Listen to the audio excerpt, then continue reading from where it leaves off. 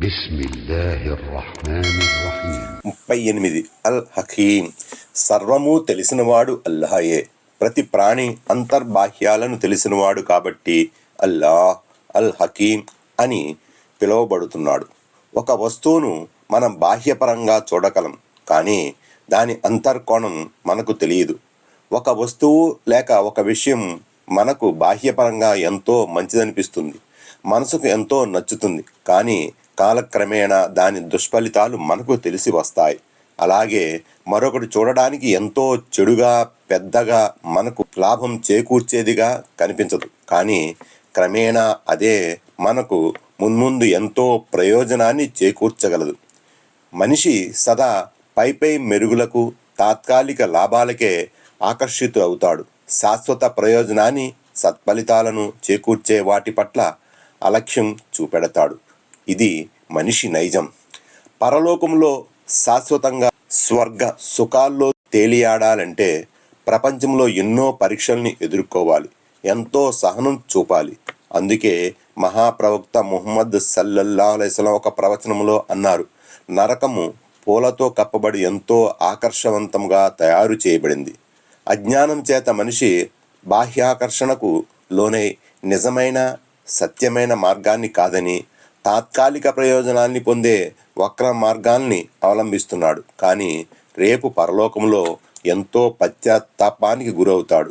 అలాగే స్వర్గం ముండ్లతో కప్పబడి ఉంది, అంటే కష్టాలతో కప్పబడి ఉంది. చూస్తూ చూస్తూ ఎవరు తన ఇష్టాన్ని కాదని కష్టాల్ని కోరుకోరు కదా. అందుకే అల్లాహ్ చూపిన సవ్యమైన దివ్యమైన మార్గాన్ని అవలంబించడానికి వెనుకాడుతారు. కానీ వాస్తవానికి సరళీకృత మార్గం ధర్మం ఇస్లాం మాత్రమే. ఈ మార్గాన్ని అనుసరణలోనే శాశ్వత స్వర్గ సుఖాలు ఉన్నాయి. మనల్ని సృష్టించిన స్వామి మార్గానుసరణలోనే మన శాశ్వత శ్రేయస్సు ఇమిడి ఉంది. మన నిజ జీవితంలో ప్రతిరోజు మనం ఎన్నో సంఘటనల్ని ఎదుర్కొంటూ ఉంటాం. ఒక్కోసారి ఏది మంచో మరి ఏది చెడో నిర్ణయించుకోలేని సందిగ్ధావస్థలో పడిపోతాం. చూడటానికి బాగానే కనిపిస్తుంది ఒక వస్తువు, కానీ దాన్ని ఉపయోగిస్తే గాని దాని అసలు రంగు మనకు తెలిసి రాదు. గాలానికి ఎరపెట్టి చేప కోసం నీటిలో వదులుతాం. తెలియని చేప ఎరకు ఆకర్షితురాలై మింగేస్తుంది. ఫలితంగా వేటగాని బుట్టలో పడి ప్రాణాలు వదిలేస్తుంది. అలాగే బాహ్య ఆకర్షణలకు లోనే చేపలాగా మోసపోవద్దని అల్లాహ్ ఆయన ప్రవక్తల ద్వారా, గ్రంథాల ద్వారా హెచ్చరిస్తూనే ఉన్నాడు.